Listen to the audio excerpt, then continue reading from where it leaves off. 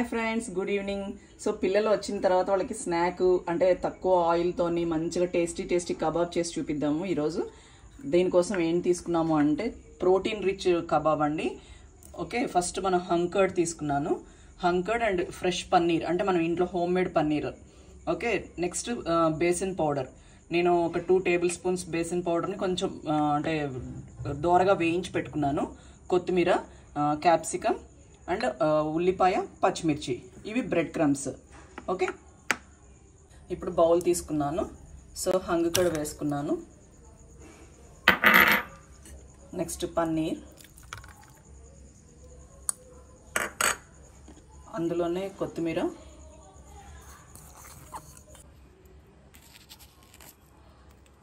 Salt.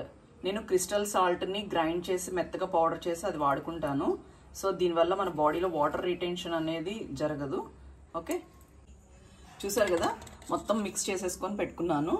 So ఇప్పుడు నేను చేతికి ఆయిల్ని డిప్ చేసుకొని ఓకే ఇందులోంచి తీసుకొని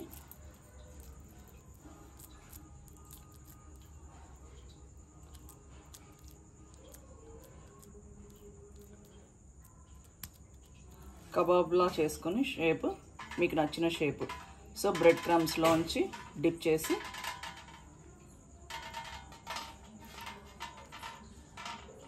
చూసారు కదా, బ్రెడ్ క్రమ్స్తో డిప్ చేసేసి మనం రోల్ చేసి పెట్టుకున్నాము.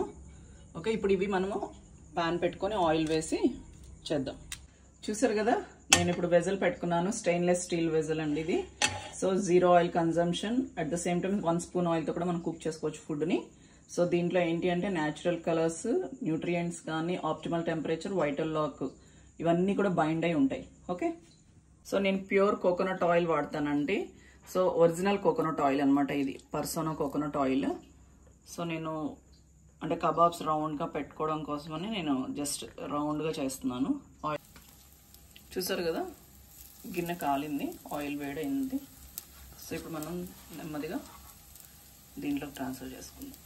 ఓకే కదా, ఇప్పుడు మనం దీన్ని టర్న్ చేసుకుందాం.